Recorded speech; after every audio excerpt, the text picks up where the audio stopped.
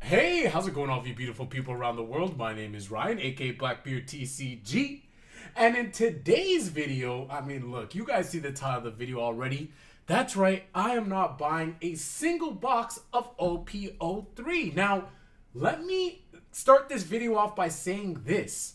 At the end of the day, if you're someone that likes to buy a bunch of boxes, you know, you're able to buy a case of every set, etc., continue to do so. 150%. For me, I'm making this video just to tell you guys my thoughts, my opinions, what I'm going to be doing.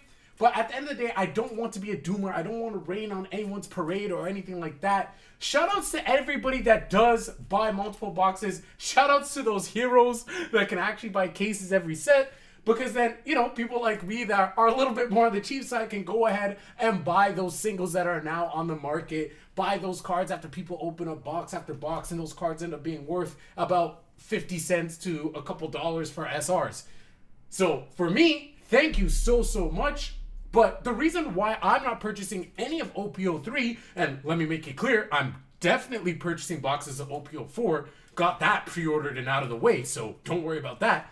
But for OPO3, for me, there's a couple of things. The first thing is the meta is just so stale and it is solved. So for those of you that don't know, OPO3 red is absolute king. I know, shocker, right? When is it not? But in all seriousness, like, no joking, the top 4 decks in the format are Zoro, Whitebeard, Ace, as well as Trafalgar Law. And now you could say, well, Ryan, Trafalgar Law is technically green. Yeah, it is technically green, but what allows it to pop off? Red, right? You got Curly the Dan, you got Makino, you got Nami, you got all those good stuff in red that allows Trafalgar Law to pop off, right? Nobody will say it's just the green cards. Obviously, it's the broken red cards that continues to allow Trafalgar Law to be such a beast.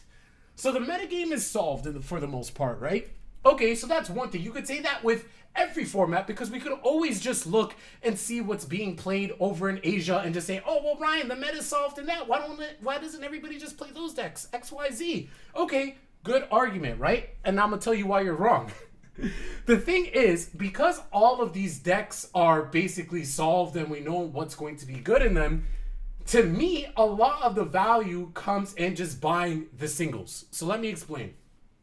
With Zoro, with Whitebeard, with Ace, what is the one card for sure, without a doubt, in OPO3 that you need to run that is very powerful and very broken?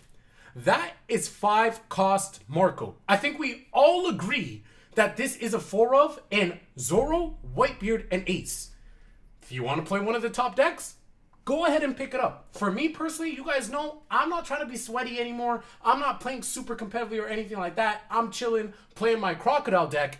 But don't get me wrong, I have a fully built Trafalgar Law deck that I can bring out at any time. And oh, another reason to my point, take a look at all of the top decks. I'll post them on the screen right now so you guys can see. Take a look at the top Trafalgar Law decks in Asia that have been performing or that did perform in OPO3. Take a look at the cards. Notice anything? You guys are all smart people. You could see it. Where are all the OPO3 cards? Tell me. Where are all the OPO3 cards? Not, if you think about it, it's crazy. Trafalgar Law can still pop off and be one of the top decks in OPO3 with only OPO2 and OPO1 cards. That's how broken the leader is.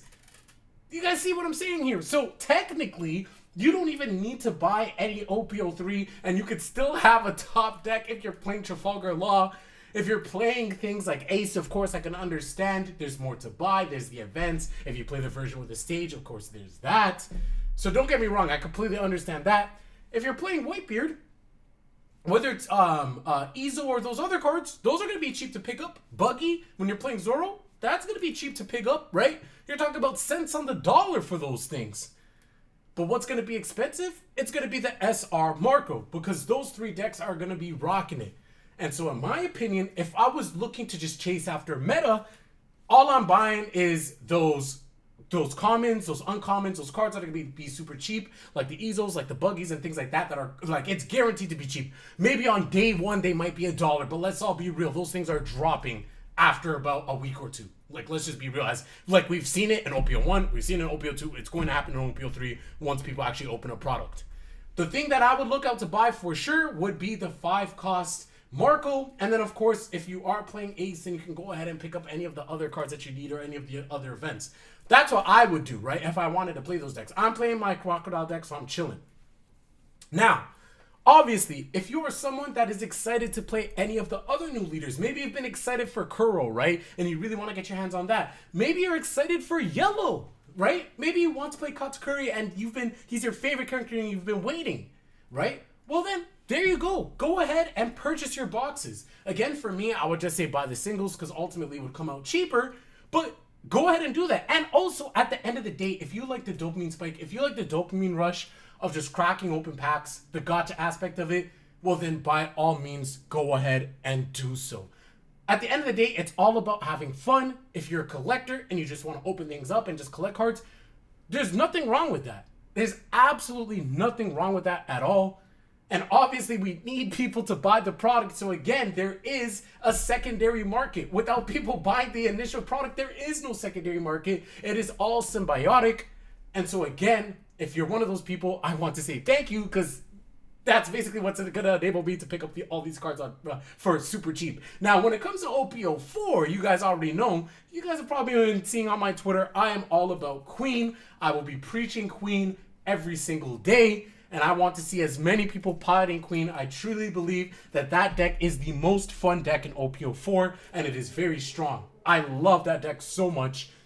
I'm buying boxes of OPO 4 because guess what? Even if it ends up people find out that like Queen's not even that good, whatever, I'm still playing Queen. And I want the dopamine spike to open up the cards that for the deck I want to play. So that's what I'm saying. Maybe some of you guys are waiting for Iceberg. Go ahead and open up those packs. Although, again, it could probably be cheaper. So I'm kind of contradicting myself. In OPO 4, if I just wait, you know, I could probably pick up all those cards I want as well if I buy them in singles. But, again, I want that dopamine spike because there's something that I really actively want. And then I'm coupling that with the dopamine spike of opening packs. Rather, right now in OPO 3, there isn't a single card where I'm like, oh, I really want that. Or there isn't a single deck where I really want to play. And then that basically allows me to say, okay, let me buy this box and get this dopamine hit too.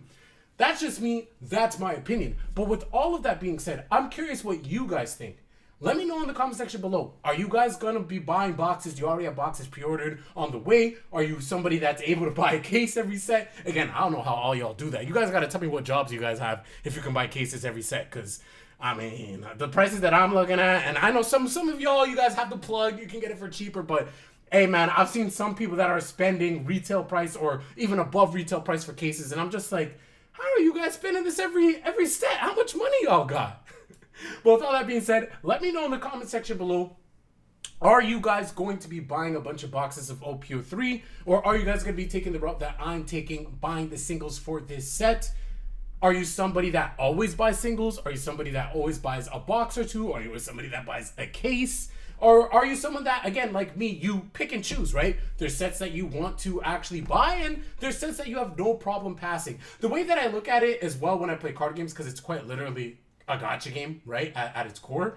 The way I look at it is if I'm playing Genshin Impact or Honkai Impact 3rd or Honkai Star Rail, there's new units that come out, right? There's new characters that come out, and you could choose to pull for them or you could choose to pass on them, right? So that's the way I kind of look at it when a new set comes out. It's like, okay, I like this set. I'm going to go ahead and spend my resources, spend my money to buy that set. Oh, this set comes out. I'm not a fan. I'll pass on spending my money on that. I'll buy the singles. That's my mentality. Curious about you guys. Let me know in the comment section below, and I will catch you guys later. Peace.